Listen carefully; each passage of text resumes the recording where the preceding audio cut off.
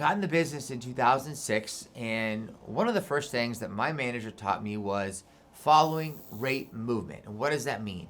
He had me read into the mortgage market guide. He even gave me a book on the Japanese candlestick theorem. Most people don't know what that is. Even today, people contact me from different banks, managers, loan officers, people that are realtors, because I've always had a real passion for forecasting rates. Can I predict rates? No, but I certainly can look at the science behind things and use my charts to be stronger and more intuitive than probably 99% of loan officers out there. Most loan officers don't know what rates are. They just pull the rate sheet, that's all they know. That's not who you want to work with. You want to work with someone that has a depth of passion, understanding, additional research.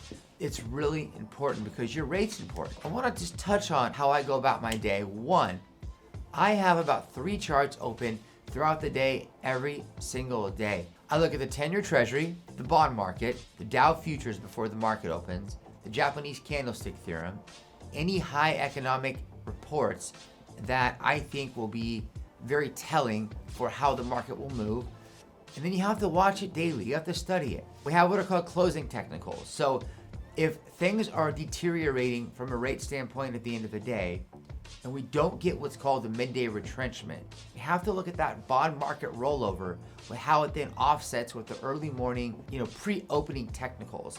There's a science behind it. And sometimes lenders will change margins. You also have to be very intuitive with your pricing team. So what I try to do is let clients know I'm their eyes and ears. We're gonna watch this daily. We're not gonna let this get away from us. You also have to know your products. I have roughly 45 banks. Some products are gonna be more shifty than others. If the wind blows, the rate's gonna change. Other banks won't change rates, but maybe once a week. And that's really in the non-QM space. This comes down to really having that team concept, that camaraderie with your account executives. They usually have a 1 or 2 day window from when they know their rates are gonna be moving.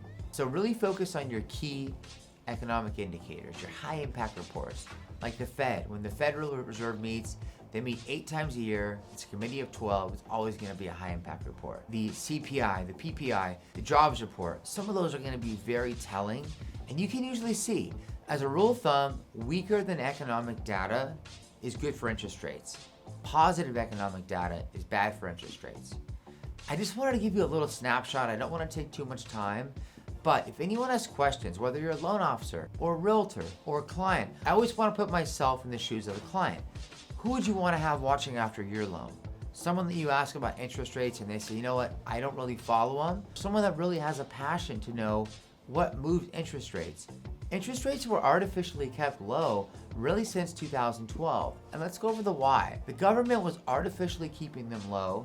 They were buying mortgage-backed securities, treasury securities, bonds. They were helping to securitize rates on the secondary market. So what happened about a year ago is the Fed announced they were going to start tapering, sort of a version of quantitative easing.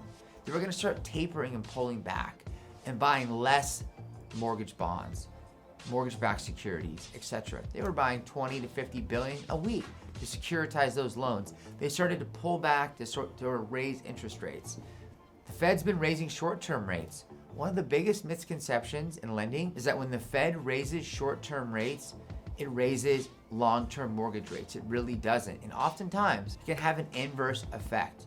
We really saw what we call the inverted yield curve the last 2 or 3 years, which really means that long-term rates are actually lower than short-term rates. When the Federal Reserve raises short-term rates, a couple things to remember. It raises credit card rates, car loans, lines of credit, certificates of deposit. That's why you see CDs paying 5% versus 1% from a couple years ago.